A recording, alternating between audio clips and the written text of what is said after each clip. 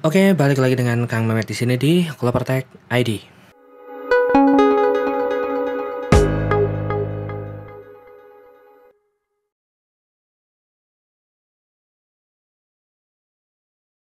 Oke, jadi kali ini saya baru aja membeli sebuah barang. Ini ya, jadi buat sekarang kita coba buat unboxing dulu. Untuk ini saya tutupin dulu biar gak ketahuan saya ada di mana. Oke, kita coba buat unboxing.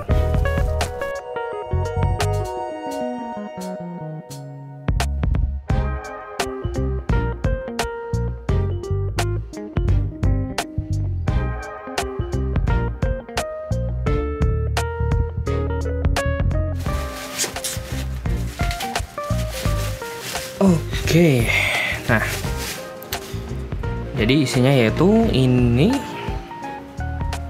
Jadi Ani. Jadi ini adalah sebuah tablet dari SPC, yaitu SPC L80S Octa-core 4G. Oke. Ini segel udah dibuka ya, karena buat pengecekan katanya. Ini serial number dan sebagainya. Oke, kita coba buat buka dulu ya. Ini gimana sih?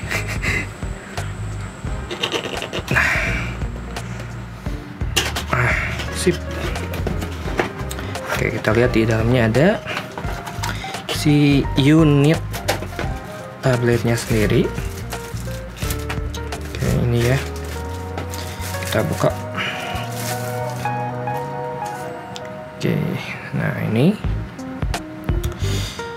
agak reflektif ya. Nah, ini udah ada anti goresnya bawaan. Oke, kita simpan dulu. Ini udah kartu garansi. Lanjut, di dalamnya ada kabel data, micro USB ya. Sorry, kelihatan. Nah, masih micro USB.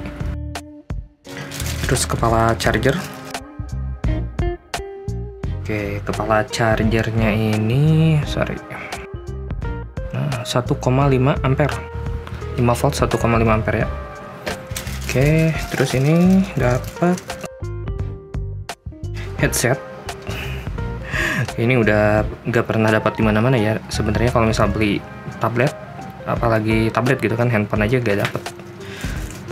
Terus ini ada OTG kayaknya nih. Yap, dapat OTG model buntung. Oke, kita simpan. Oke, jadi kita tadi dapatnya itu tabletnya, ada charger, terus kabel, terus OTG, dapat headset. Oke, jadi cuman itu aja di dalamnya. Oke, sekarang kita coba buat nyalain si tabletnya. Nyala gak ya? Sip, nyala. Tapi kok redup ya? Ini emang redup atau gimana ya? Gak kelihatan loh. Oke, kita tunggu aja dulu. Oke, bentar, ini dari anti gores atau dari apa ya? Ada tulisan SPCL 80S. Bentar, kita coba matiin dulu deh.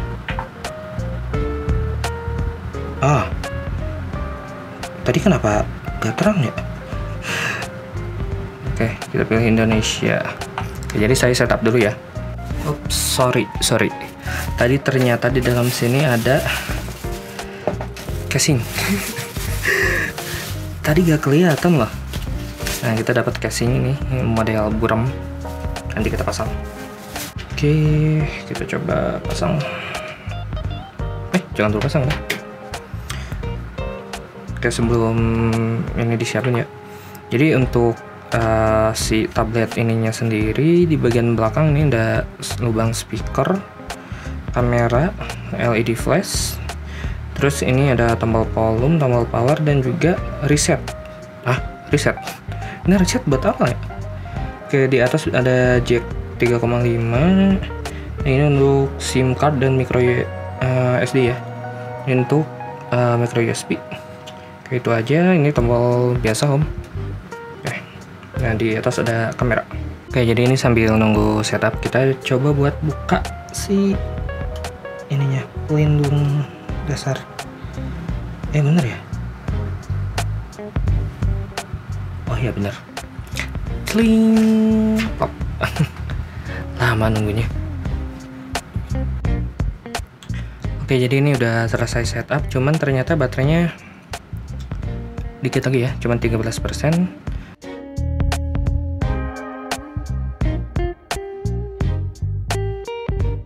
Oke, untuk SPC L80S ini dia masih menggunakan sistem operasi Android 10 atau disebut juga dengan Android Pie.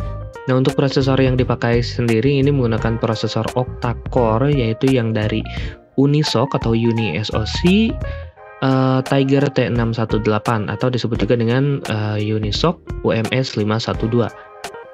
Nah, 8 core ini dibagi menjadi 2 cluster, yaitu ada 2 core Cortex A75 yang berjalan di 2 GHz, dan juga sisanya menggunakan Cortex A55 sebanyak 6 core yang berjalan di 1,82 GHz. Nah, untuk memori RAM-nya sendiri dia cuman ada di 3 GB, dan untuk ROM-nya di 32 GB. Jadi ini termasuk kecil ya.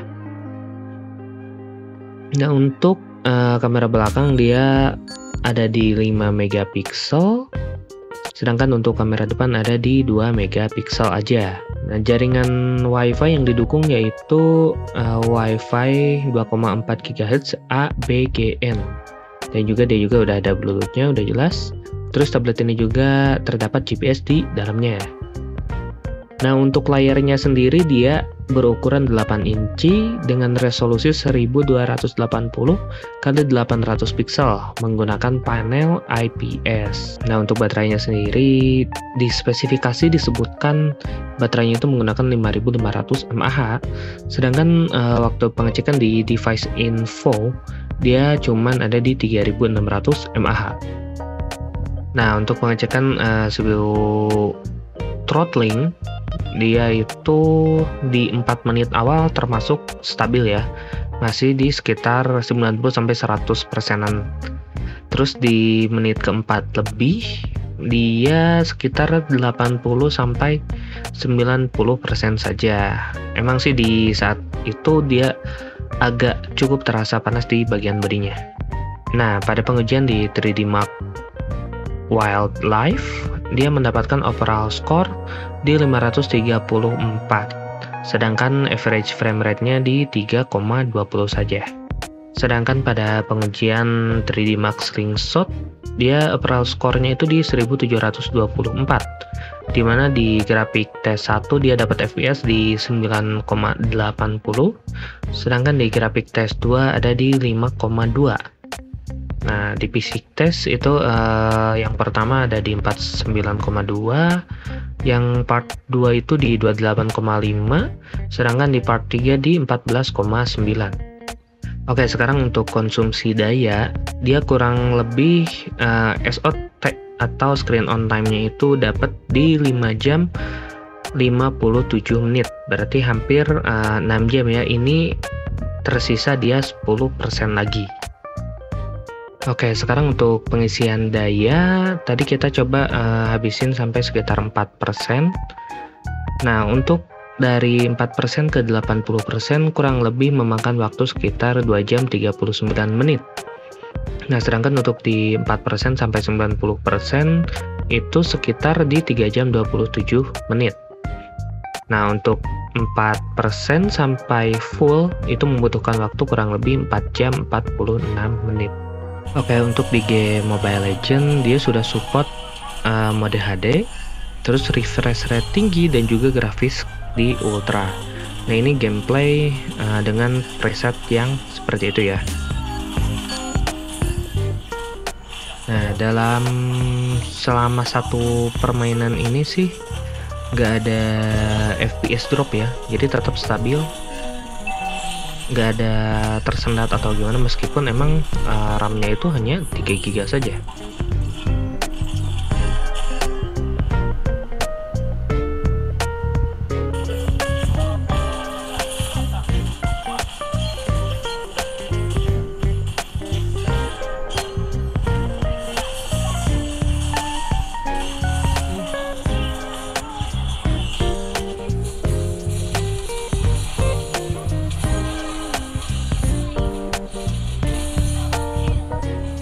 Oke, selanjutnya pengujian di game Shadow Fight 3.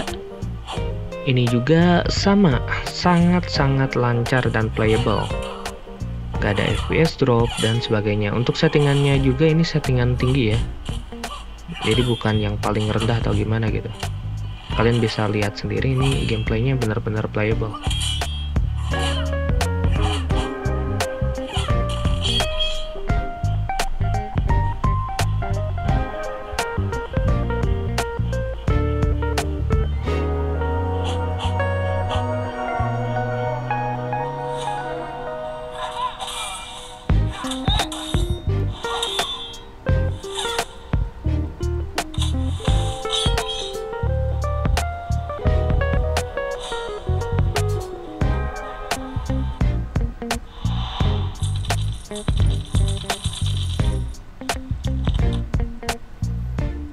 Oke, terus kita lanjut ke game FIFA Mobile. Nah, di game FIFA Mobile ini juga termasuk lancar. Jadi hampir semua game ini sebenarnya lancar ya dimainkan. Dengan FPS yang kurang lebih ya tinggi semua. Saya nggak tahu ini cara nampilin FPS-nya gimana ya. Soalnya saya udah coba pakai Perfdog. Ternyata dibatasi harus berbayar. Makanya kan saya jarang-jarang ya. Makanya ya udahlah, saya secara pengalaman aja di deskripsinya. Kayak di sini gak ada kendala, paling ini kendalanya itu pemainnya aja yang nggak bisa mainin, gitu.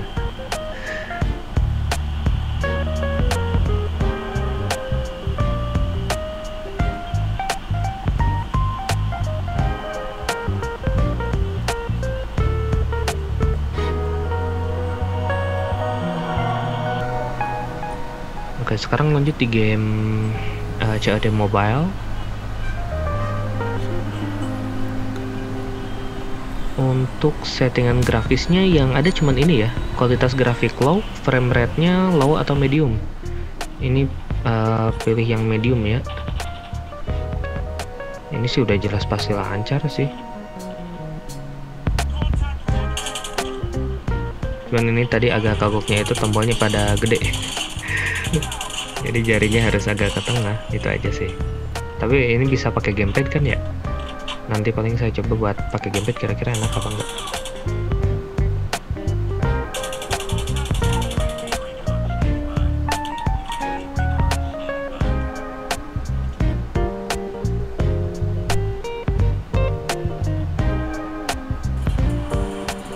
Oke, selanjutnya ini kita coba di Need for Speed No Limit. Wah, ini grafisnya juga mantap ya. Dan playable, nggak ada kendala ini.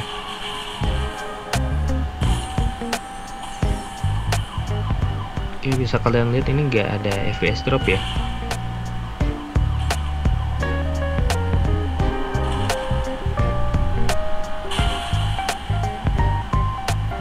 Oke, semua lancar nah kalau berarti kalau kayak gini.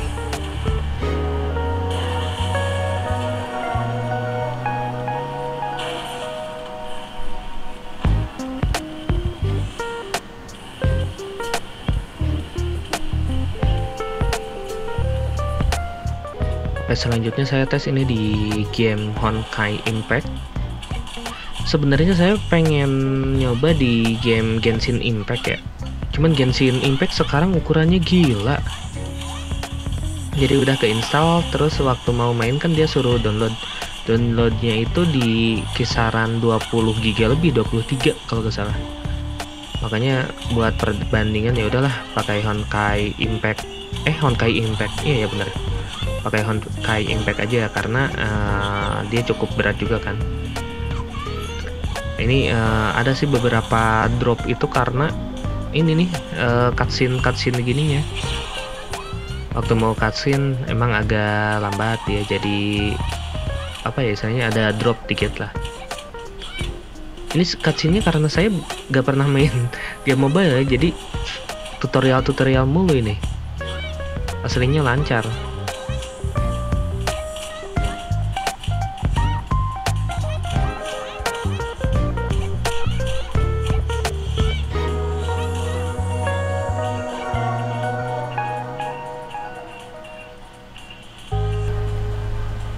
Oke, terakhir kita di game PUBG untuk settingannya. Nah, ini nih untuk grafiknya dia ada smooth, balance, dan sampai bukan UHD ya. Ini di smooth itu sampai ultra, balance juga sampai ultra. Sedangkan HD di hide aja. Nah, saya pakai settingan balance ultra. Oke, kita coba main.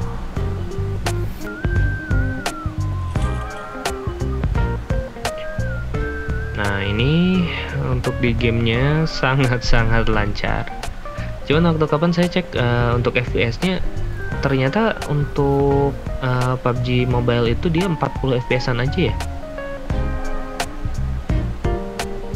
Kirain bisa sampai 60 gitu. Cuman ya ini sangat-sangat lancar sih. Ya kayak pengetesan sebelum-sebelumnya. Cukup lancar.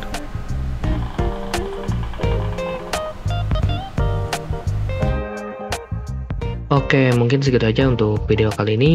Kalau misal kalian suka konten ini, jangan lupa buat like, subscribe, dan nyalain lonceng notifikasinya. Terus buat kalian yang pengen berdiskusi seputar komputer dan teknologi-teknologi lainnya, kalian bisa gabung di Discord Clover Tech ID. Untuk link ada di deskripsi. Oke, saya Kang Mehmet pamit. Bye.